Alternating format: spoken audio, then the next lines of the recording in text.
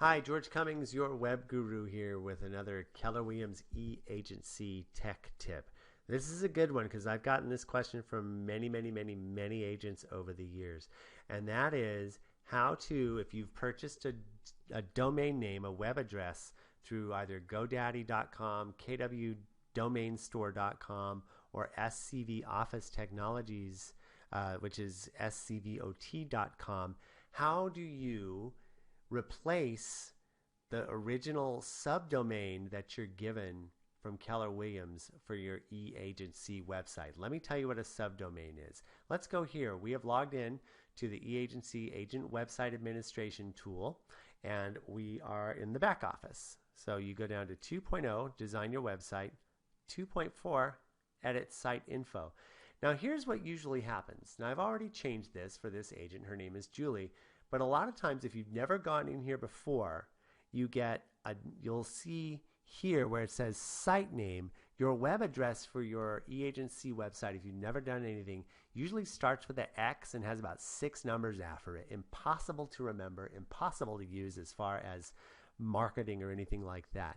So you can change the subdomain from that X and 6-digit number to something that's a little more memorable, and I changed it to juliesellsrealestate.yourkwagent.com.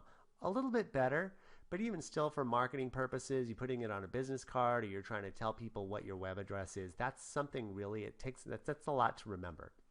So what we want to do, Julie has purchased a domain name through GoDaddy.com, and it's Julie Sells Real Estate. So we're going to completely replace juliesellsrealestate.yourkwagent.com with Julie Sells Real Estate with that web address. We're not just going to forward it, we're going to completely change it. And it's called a CName redirect. Very exciting, techie name like that. So we're going to remember this, and whatever your subdomain is, don't forget and make note of it. So this is juliesellsrealestate.yourkwagent.com. We are in the back office here for Julie's domain, juliesellsrealestate.com.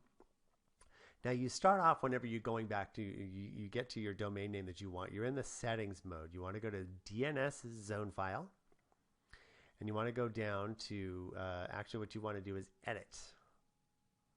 Click that again, edit. There we go. Now this looks kind of scary. Don't worry about any of this other stuff. All you have to do, see where it says CName right here? There it is. Now, you're going to scroll down to where you see www. There it is, right there, www. Oops, I don't want to do that. I want to go ahead and edit this. Now, there's a couple ways you can do this. I'm just going to go ahead and fix that. There's a little pencil right here, and you want to go to the middle one right here where that ampersand is. You click that pencil, and it opens up. You're going to replace that little ampersand with the subdomain, juliesellsrealestate.com. Now, of course, .yourkwagent.com. Now, this, of course, you're going to use your own subdomain and not Julie Sells Real Estate. You know that. Of course you do. There we go. And save zone files. You know what I did? I clicked Save Zone File.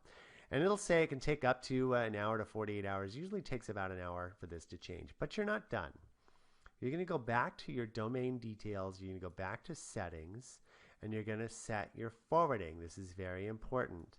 So what you do, I've already set this, but I want to show you what you do. You click Update. Now you put the full domain name in your domain name, not the subdomain, your actual domain name. See, that's Julie Sells Real Estate. You put the www in front of it. You do not select 301 permanent, you actually select 302 temporary. Even though this is a permanent change, nothing is ever going to replace it, but this is just how it works. And then you click edit and save, and you're off and running. So then I've already done this earlier, so I wanted to show you. So again, settings, forwarding, you are going to update your forwarding. Put the full web address, not the subdomain web address, your actual web address with www in front of it, and then click temporary. You're going to click save, and then you'll be off and running. One more piece to the puzzle though. Okay, we are back here at our KW eAgency admin tool. We're going to go 1.0, edit agent team info, edit domain info 1.1. We're going to go down here.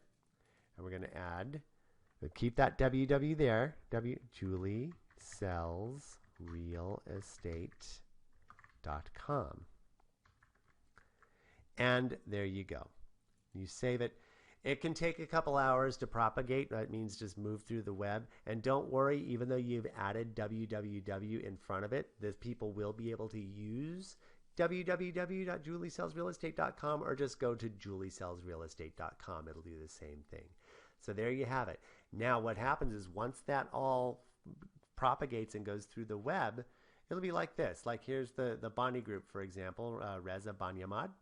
I did this for him a little while ago. See how it says the Bonnie group up here in the address bar instead of his subdomain.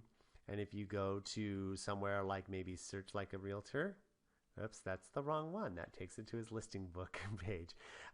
Real estate services, for example. See that nothing changed. It still stays as www.bonniegroup.com. That's what a CName redirect does. It replaces the subdomain with your actual domain.